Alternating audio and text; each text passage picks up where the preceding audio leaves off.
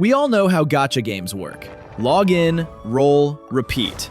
But after years of playing them, have you ever stopped to ask why they feel so hard to quit? Because gacha games don't just sell characters.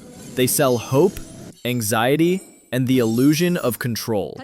Every spin, every almost there moment is part of a system carefully designed to keep you chasing that next dopamine hit. Today, I want to peel back that design, to look at what's really happening under the surface. How these games quietly shape our habits, our expectations, and even our mental health. Let's talk about the dark side of gacha design. Not the flashy banners or limited waifus, but the systems working behind the scenes to keep players hooked, anxious, and paying. And then we'll see what happens when one game decides to remove gacha entirely. Hey everyone, not a pro gamer here.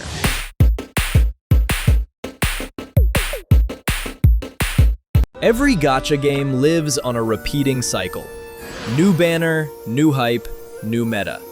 Developers need something fresh to keep attention high, and the easiest way is to release a stronger character. Maybe they deal double damage. Maybe they break the rules of combat. Or maybe they just do everything a little better. At first, it feels exciting. A new toy, new mechanics, new animations. But over time, older characters start to fade into irrelevance. The character you invested months of grinding and resources into suddenly feels underpowered. Your sense of progression resets every update. The real issue is that power creep isn't just about stats. It's psychological. It feeds into the player's fear of falling behind. You don't want to see your team become outdated, so you roll again. You chase the next limited unit. Not because you love them, but because the game makes you need them. And in the long run, that's exhausting. Both for your wallet and your motivation. Some players eventually burn out. Others stick around, but out of habit, not enjoyment. Power creep slowly erodes trust. You stop thinking, I can build what I like, and start thinking, what's the next must-have?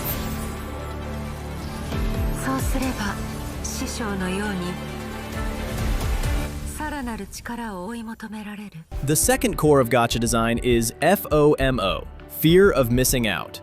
Most live service games use it, but gacha games perfected it. Limited time events, special outfits, and collaboration units that never return. All of them create artificial urgency. You must log in this week or you lose the reward forever. It's not about fun anymore. It's about pressure disguised as excitement. Even when players know what's happening, it still works. Your brain hates losing potential rewards more than it enjoys gaining them. That's a psychological trick known as loss aversion. Developers understand this well, so they keep rewards just slightly out of reach unless you play or pay consistently. And then there's the daily login system, a perfect slow drip of dopamine. It's designed to form habits, to make the game feel like a routine, not a choice. Miss a day and you feel guilty. Play every day and it starts blending into your life.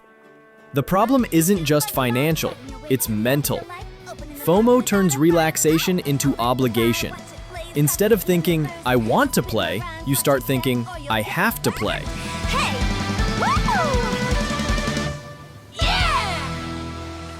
Here's a problem nobody talks about enough. When a new player joins a gacha years after launch, they're dropped into a massive world.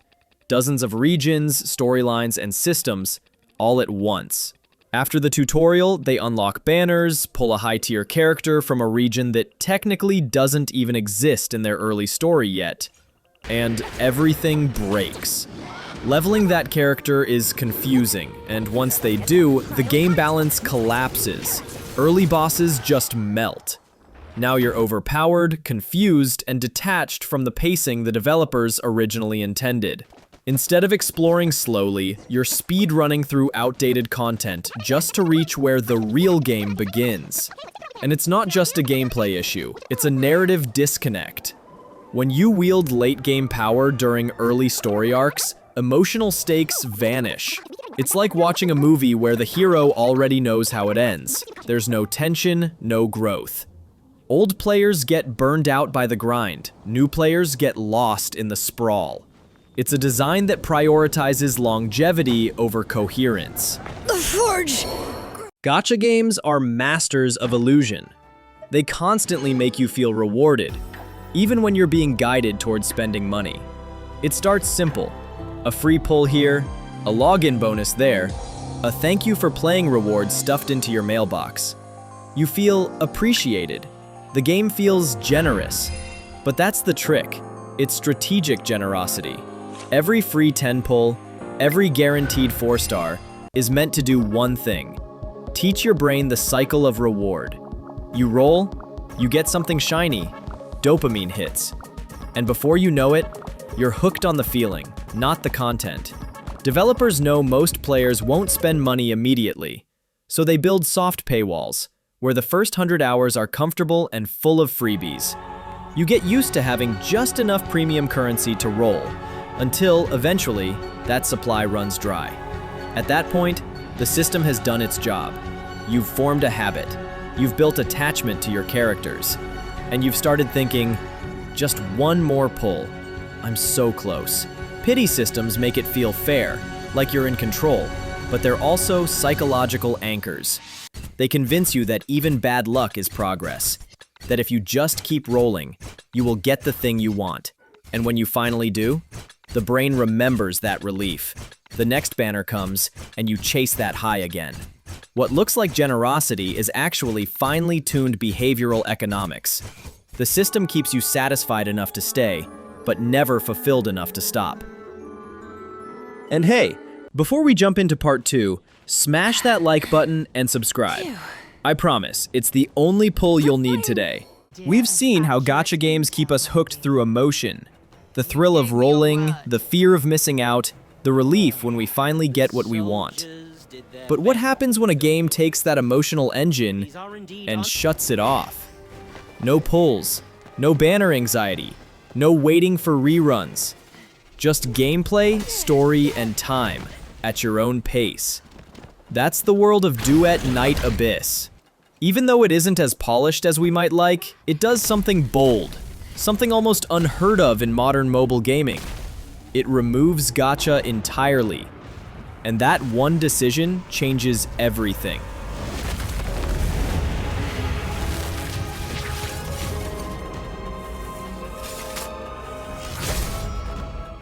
You don't roll for characters here, you earn them through the story.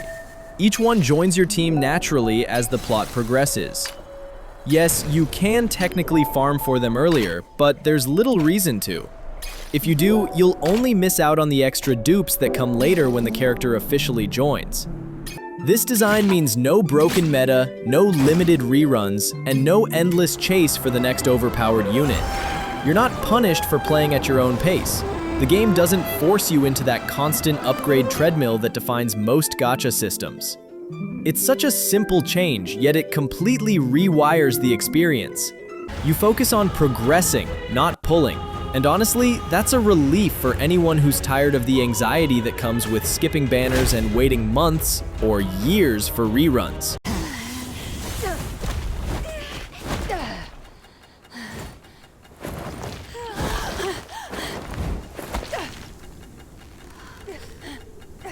Here's another big one.